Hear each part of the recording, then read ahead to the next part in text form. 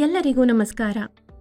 ರಾಷ್ಟ್ರೀಯ ಸಾಧನಾ ಸಮೀಕ್ಷೆಯ ಪೂರ್ವ ಸಿದ್ಧತೆಗಾಗಿ ರಚಿಸಲಾದ 5ನೇ ತರಗತಿಯ ಕನ್ನಡ ವಿಷಯಕ್ಕೆ ಸಂಬಂಧಪಟ್ಟ ಅಭ್ಯಾಸ ಪುಸ್ತಕದಲ್ಲಿನ ಹಂತ 3 ಯಾವ ಅಂಶಗಳನ್ನು ಒಳಗೊಂಡಿದೆ ಅನ್ನೋದನ್ನು ನಾವೀಗ ನೋಡೋಣ. 5ನೇ ತರಗತಿಯ ಕಲಿಕಾಫಲ ಈ ರೀತಿಯಾಗಿದೆ. ಪಠ್ಯವನ್ನು ಓದಿ ಗ್ರಹಿಸುವರು, ಚಿತ್ರಗಳಲ್ಲಿನ ವಿವರಗಳನ್ನು ಮತ್ತು ಘಟನೆಗಳ ಅನುಕ್ರಮವನ್ನು ಗುರುತಿಸುವರು.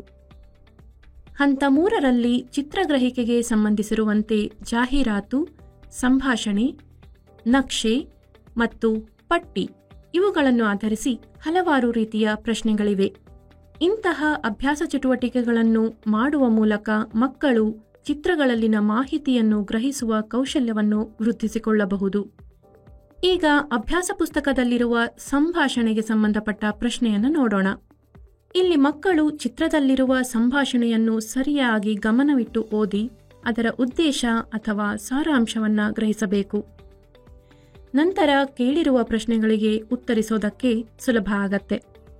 ಇಲ್ಲಿ ಅಪ್ಪ ಮತ್ತು ಮಗಳ ನಡುವೆ ಸಂಭಾಷಣೆ ನಡೆದಿದೆ.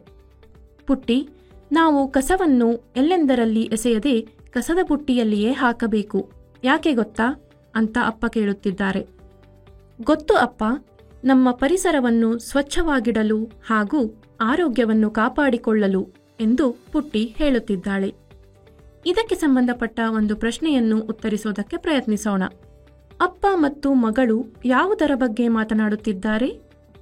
ಆಯ್ಕೆಗಳು ಹೀಗಿವೆ: ಶಾಲೆ ಮತ್ತು ಮನೆ, ಹಸಿಕಸ ಮತ್ತು ಒಣಕಸ, ಪರಿಸರ ಸ್ವಚ್ಛತೆ ಮತ್ತು ಆರೋಗ್ಯ, ಆಹಾರ ಮತ್ತು ರೋಗಗಳು. ಸಂಭಾಷಣೆಯ ಆಧಾರದ ಮೇಲೆ ನೀಡಿರುವ ಆಯ್ಕೆಗಳಲ್ಲಿ ಪರಿಸರ ಸ್ವಚ್ಛತೆ ಮತ್ತು ಆರೋಗ್ಯ ಇದು ಸರಿಯಾದ ಉತ್ತರವಾಗಿದೆ. ಈಗ ಮತ್ತೊಂದು ಪ್ರಶ್ನೆಯನ್ನು ನೋಡೋಣ. ಇಲ್ಲಿ ಒಂದು ಪಟ್ಟಿಯನ್ನು ನೀಡಲಾಗಿದೆ. ಇಲ್ಲಿ ರೋಷನ್ ಮತ್ತು ರಿಹಾನ್ ತಮ್ಮ ತಮ್ಮ ಮನೆಗಳಲ್ಲಿ ತಯಾರಿಸಿದ ತಿಂಡಿಗಳು ಹಾಗೂ ಅವರಿಬ್ಬರು ಯಾವ ದಿನ ತಿಂಡಿಯನ್ನು ತಿಂದಿಲ್ಲ, ಯಾವ ದಿನ ತಿಂಡಿಯನ್ನು ತಿಂದಿದ್ದಾರೆ ಎಂಬುದನ್ನು ಒಂದು ಪಟ್ಟಿಯಲ್ಲಿ ದಾಖಲಿಸಿದ್ದಾರೆ. ಇಲ್ಲಿಯೂ ಸಹ ಪಟ್ಟಿಯನ್ನು ಸರಿಯಾಗಿ ಗಮನಿಸಿ ಕೇಳಿರುವ ಪ್ರಶ್ನೆಗಳಿಗೆ ಉತ್ತರಿಸಬೇಕು.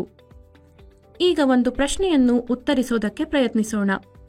ರೋಷನ್ ಮತ್ತು ರಿಹಾನ್ ಇಬ್ಬರೂ ಯಾವ ದಿನದಂದು ತಿಂಡಿ ತಿಂದಿಲ್ಲ? ಈ ಪಟ್ಟಿಯನ್ನು ಸರಿಯಾಗಿ ಗಮನಿಸಿದಾಗ ರೋಷನ್ ಮತ್ತು ರಿಹಾನ್ ಶುಕ್ರವಾರ ದಿನದಂದು ತಿಂಡಿಯನ್ನು ತಿಂದಿಲ್ಲ ಎಂಬುದು ತಿಳಿದುಬರುತ್ತದೆ. ಈ ರೀತಿಯ ಹಲವಾರು ಅಭ್ಯಾಸ ಚಟುವಟಿಕೆಗಳನ್ನು ಅಭ್ಯಾಸ ಮಾಡುವುದರಿಂದ ಮಕ್ಕಳಿಗೆ ಚಿತ್ರಗ್ರಹಿಕೆಯ ಕೌಶಲ್ಯ ಉತ್ತಮವಾಗುತ್ತದೆ. ಈ ಹಂತದಲ್ಲಿ ಯಾವುದೇ ಸಂದೇಹಗಳಿದ್ದರೆ ಈ ವಿಡಿಯೋದ ಡಿಸ್ಕ್ರಿಪ್ಷನ್ನಲ್ಲಿ ನೀಡಲಾದ ಟೀಚೋಪಿಯಾದ ಲಿಂಕ್ನ ಮೂಲಕ ಲೆವೆಲ್ 3ರ ಸೊಲ್ಯೂಷನ್ ಡಾಕ್ಯುಮೆಂಟ್ ಅನ್ನು ಬಳಸಿಕೊಳ್ಳಬಹುದು. ಪರೀಕ್ಷೆಗೆ ಸಿದ್ಧವಾಗುತ್ತಿರುವ ಎಲ್ಲ ಮಕ್ಕಳಿಗೆ ಶುಭವಾಗಲಿ.